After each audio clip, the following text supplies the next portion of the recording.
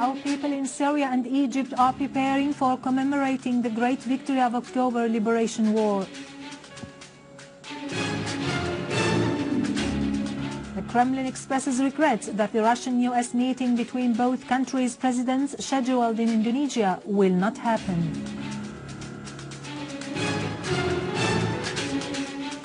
The Russian Foreign Ministry affirms that the jihadist groups fighting in Syria are linked to international terrorism.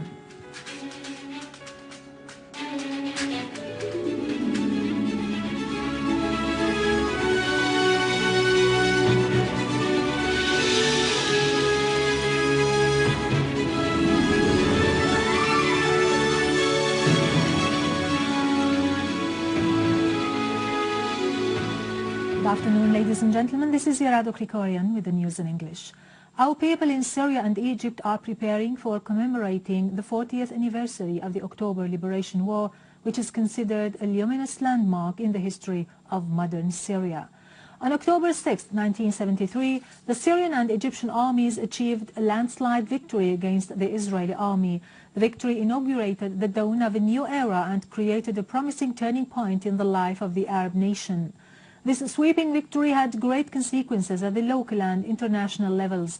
Inspired by the sublime values and great meanings of October victory, Syrian people and army are determined to press ahead with their battle to uproot terrorism and restore security and stability to Syria.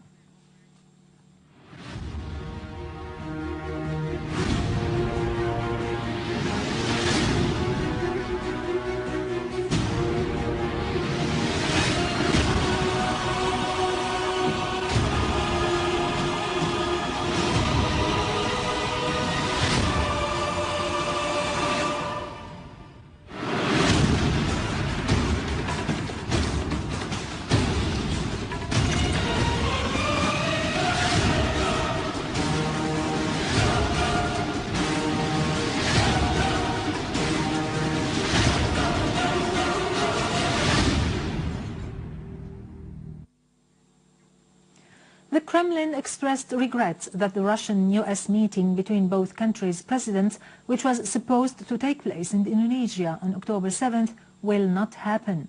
Russia Today website quoted the Kremlin's spokesman Dmitry Peskov as saying that Russia is familiar with the developments and hope they will be settled.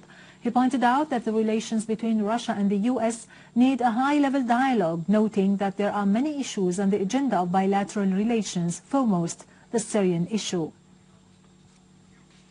The Russian Foreign Ministry affirmed in a statement that the jihadist groups fighting in Syria are linked to international terrorism and are prepared to continue murdering and destroying not just in Syria but in other countries.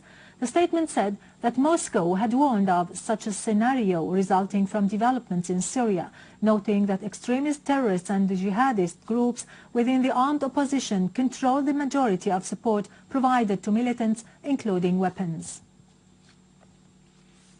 Iranian Foreign Minister Mohammad Javad Zarif stressed Iran's readiness to continue cooperation that is aimed to reach a political solution to the crisis in Syria.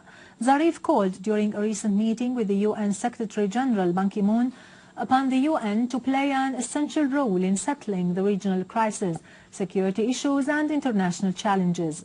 Zarif warned during the talks, which took place on the sidelines of the 68th UN General Assembly, against the dangers of the extremist groups in Syria possessing chemical weapons, calling for collective efforts for the removal of chemical weapons.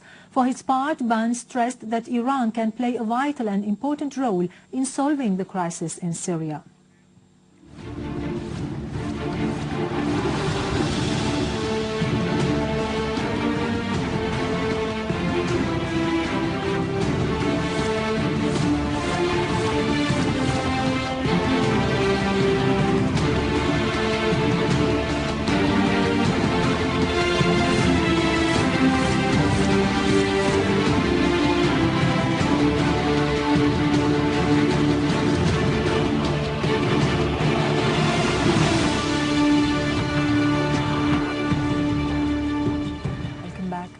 Russian diplomatic sources said that the chemical weapons attack in Damascus suburbs was done by a Saudi Black Operations Team.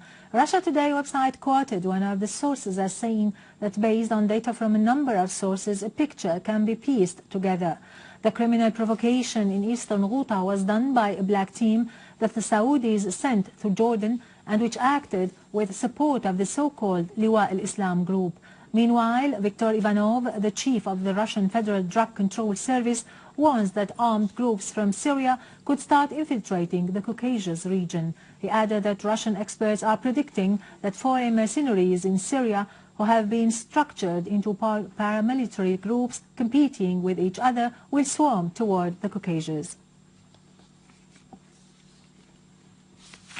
With this, we end our news for today. Thank you for watching. For more details about Syria and the region, and to view this bulletin again, you can always visit our website in English, syriaonline.sy. Now to latest business and market news with Nariman Qassam, but after a short break.